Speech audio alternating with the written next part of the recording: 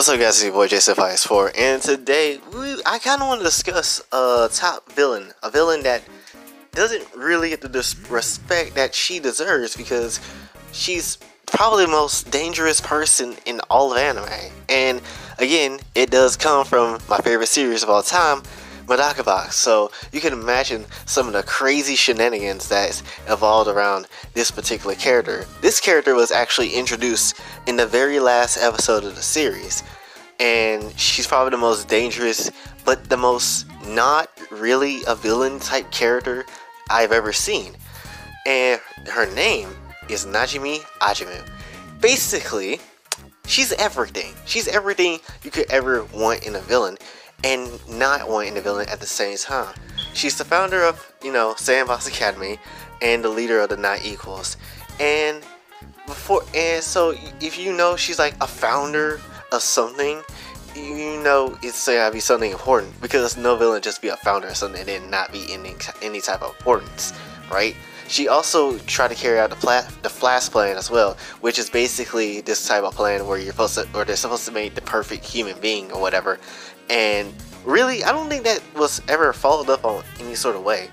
And she's also the most powerful being, and the reason why I say that is because she has like 12 quadrillion skills, over that amount.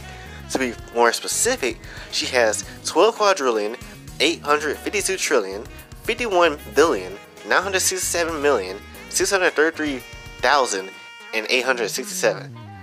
That is a lot of skills. And guess what? Only the anime shown 500 of these plus. Like, that is a lot. That is a lot of abilities. No one should have that many abilities. And if you want to think that number is crazy, her age is also crazy, because I think it's also, 3,402,193,822,113 years old. How is that even possible? She's older than the entire universe itself. She been existed for a very long time, yet she looked young as ever. But the thing is about Ajimu is not about her abilities. Well, it kinda is, but it's also about her cryptic nature of her character. To be honest, she's hella laid back, and most of the time you'll see her smiling as hell. She's a free spirit.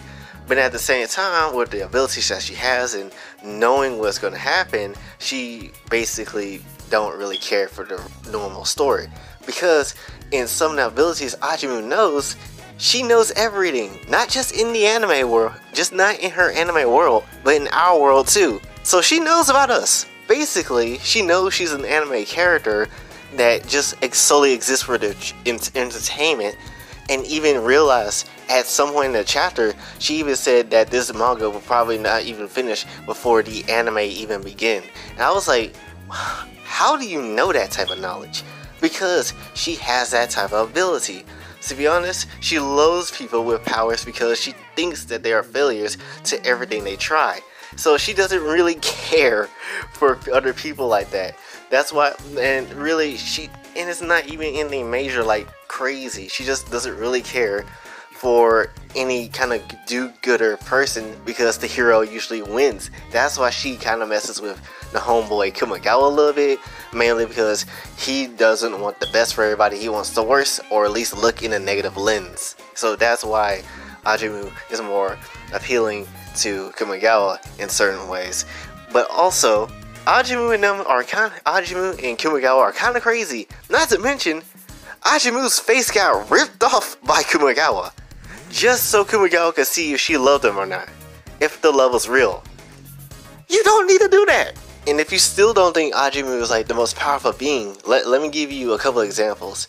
One, she pointed at a star at a gun with her fingers, pointing at it like it's a gun, and then shot the star and got it go, and it's gone now. There is nothing you can do to bring it back. Then she also can make her own pocket dimensions, and then after 4 years, if somehow someone were to beat Ajimu, she can get resurrected again like nothing ever happened. Like, she has like a ton of abilities, and again, the manga only with over 500 of these.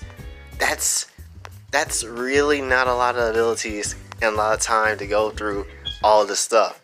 Like, that's impossible. Every page of a manga chapter will have to be filled with ability just to cover 1,000. Like, I'll list a few. Ability called Deadlock is immortality. Life Zero is an ability that can nullify any skill.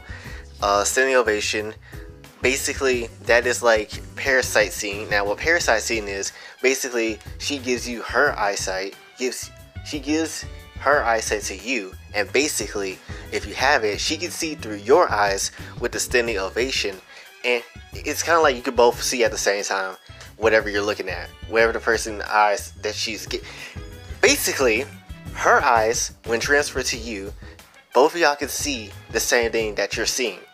And basically what Standing Ovation is a negation to that ability of Parasite Scene, which she did do in the manga. And then she can also appear in people's dreams. She can also just wipe people out from existence simply because she just wills it. And then she can travel through time. You know, Ajumu has everything. She's literally perfection, if we really were to call it that. It makes no sense. And to be the final nail in the coffin for Ajumu, even if you try to stop her at any sorts of rates that you got, even no matter how hard that you try, she literally has an ability to make herself God. How? There is just no way. There's just no way to beat Ajumu. Ajumu is the GOAT. Ajumu is the most powerful yet most trolling villain I've ever seen. There's a lot of times in this series in the manga where she could have done something to tip the odds in her favor and did nothing. Mainly because she knows that even if she were to obscure or just throw the rules away entirely of the show that she's in, she knows it's nothing more than just a show. So why should she try? If her plan doesn't work one time, if it doesn't work for her the first time, she could just try a couple years later down the line. Because, and again, this is just a show to her.